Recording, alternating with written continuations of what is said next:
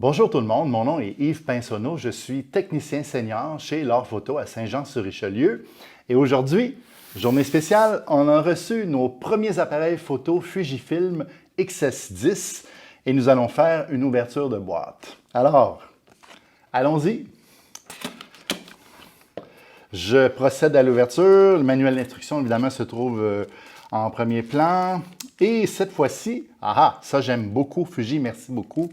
Vous avez inclus dans le manuel d'instruction directement le français, l'anglais, l'espagnol, tout dans le même manuel. Et ça, c'est une très bonne chose, puisque dans les manuels précédents, on n'avait pas dans la boîte originale le manuel français, il fallait le commander ou le prendre en ligne. Alors cette fois-ci, on a le manuel français, ça c'est très bien.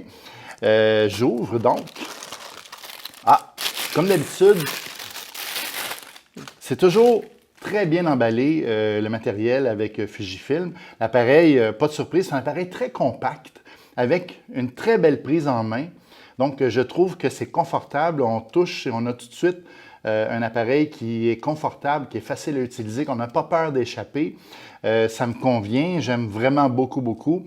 Et une autre chose qui est une belle découverte, on a un écran qui est complètement articulé, c'est-à-dire qu'il se range en protégeant l'écran, mais on peut également l'utiliser lorsqu'on se filme nous-mêmes ou qu'on veut faire, par exemple, des selfies. On a toujours la possibilité de voir le cadrage au moment de la prise de vue. C'est un excellent point, surtout pour les gens qui aiment faire du vlog.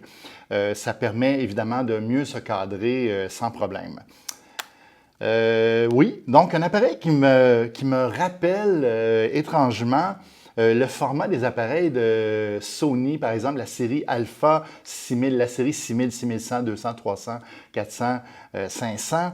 Je trouve ça intéressant parce que c'est un petit format, c'est très agréable en main, la prise en main est excellente, mais surtout, on a conservé chez Fuji le viseur en parallaxe avec l'objectif, d'ailleurs que je vais aller chercher à l'instant. Oh, il y a autre chose avant. Il y a une autre petite boîte. L'emballage est toujours irréprochable chez Fuji. Alors, on va aller voir ce qu'on trouve dans les accessoires. Bon, évidemment, une pile. Et moi, j'avais prévu le coup parce que je suppose que la pile qui était dans la boîte ne sera pas vraiment chargée à bloc. Alors, j'ai apporté une pile qu'on a dans notre comptoir. Un fil USB. Un adaptateur qui permettra de mettre soit écouteurs ou microphone, mais plutôt des écouteurs, je crois. Un fil USB, on disait. Et une courroie. Je ne vois pas de chargeur. Je suppose, et je suis pas mal certain qu'on va devoir avoir recours à un bloc de charge pour recharger au travers le câble USB l'appareil photo, qu'on pourra aussi charger via un ordinateur si on le désire. Mais je préfère toujours avoir un chargeur, donc ce sera peut-être une bonne idée de penser à se procurer un chargeur.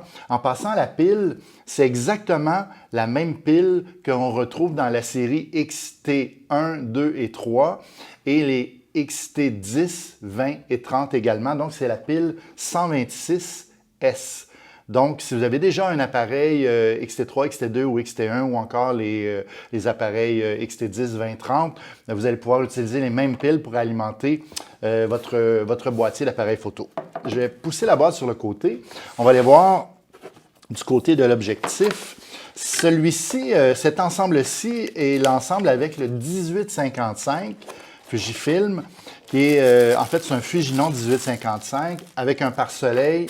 Toujours une excellente idée d'inclure les pare-soleil dans la boîte. Fuji le fait régulièrement pour ses objectifs de la série XF. Alors celui-ci n'échappe pas à la tradition. L'objectif de série XF a beaucoup de petits avantages, entre autres d'avoir le contrôle possible de l'ouverture via une bague sur l'objectif directement, ce que moi j'affectionne particulièrement parce que j'aime travailler avec des priorités ou encore en manuel et pouvoir moduler mon ouverture comme je veux à partir de l'objectif. Et ça, oui, c'est la vieille méthode, mais on aime ça, nous autres, les vieux photographes. L'autre chose, c'est que l'objectif ouvre à 2.8 en position 18 mm et ouvre en position 55 mm à f4, ce qui en fait un objectif relativement lumineux. Donc, dans la lignée des objectifs de haute qualité qu'on retrouve chez Canon ou chez Nikon ou même chez Sony, Pas de souci avec ça. D'ailleurs, les objectifs de Fuji sont toujours d'excellents objectifs. Même les moins dispendieux se retrouvent parmi les meilleurs objectifs. En fait, ils disent souvent les meilleurs kit lens ou les meilleurs objectifs d'ensemble. Ça ne fait pas différence ici. On a toujours un boîtier de très bonne qualité avec stabilisation interne, ça c'est important.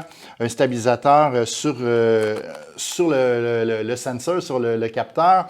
Alors, on a en plus sur cet objectif-là un stabilisateur, donc ce qui nous amène à un niveau de stabilisation très performant, au-dessus de 5 crans de stabilisation, ce qui est très élevé. Je vais mettre la pile.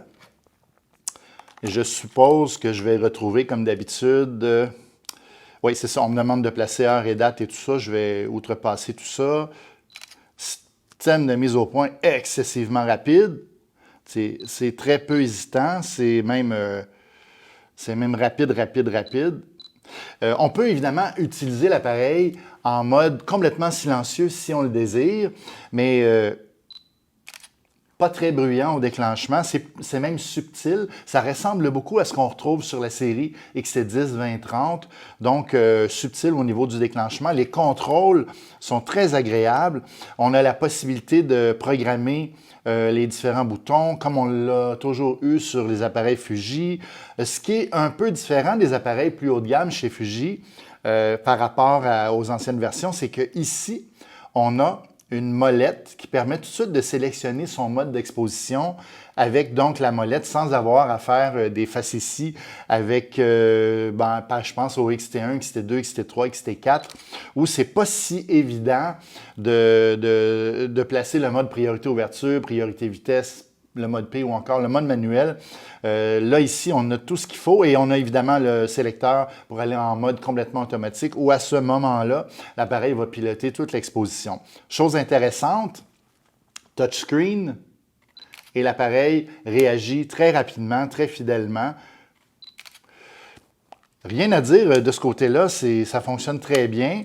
Donc, l'appareil est chez nous. Vous pouvez venir nous voir, vous pouvez venir le prendre en main, l'essayer. Vous allez être surpris par la présentation et surtout par la prise en main de cet appareil-là. C'est quelque chose qui est très séduisant, mais vous allez aussi être séduit par le format de l'appareil lui-même. Il est tout petit, beaucoup plus petit que la série XT1, 2, 3, 4. Un appareil qui est vraiment beaucoup plus petit et qui se transporte très bien. On sait que le sans miroir, un des avantages, c'est de pouvoir transporter l'équipement plus léger. Alors, cet appareil-là ne fait pas exception à cette règle-là. Donc, on a hâte de l'essayer, de prendre des clichés et on sait déjà que les JPEG dans les appareils Fuji sont à peu près les meilleurs JPEG qu'on retrouve dans l'industrie avec les simulations de films. Ils ont une dizaine de simulations de films, mais même un peu plus. Alors, ça permet d'aller chercher des noirs et blancs très profonds, très contrastés, aux couleurs très vives avec le Velvia, aux couleurs plus subtiles et même il y a un mode qui s'appelle Chrome qui est qui reproduit la diapo dans ses plus belles expressions. Donc, c'est très agréable. Très hâte d'essayer l'appareil et de vous montrer des photos. Donc, vous pouvez venir voir, essayer l'appareil, le prendre en main. Je suis Yves Pinsonneau, technicien senior chez L'Or Photo. Vous pouvez nous joindre au 450-348-7569 ou encore sur notre site web au lorphoto.ca. On a également une page Facebook. Et si vous voulez avoir l'adresse, 45 boulevard Saint-Luc-Est à Saint-Jean-sur-Richelieu. Venez nous voir, on a ça en stock et je suis très heureux de vous accueillir pour venir essayer l'appareil.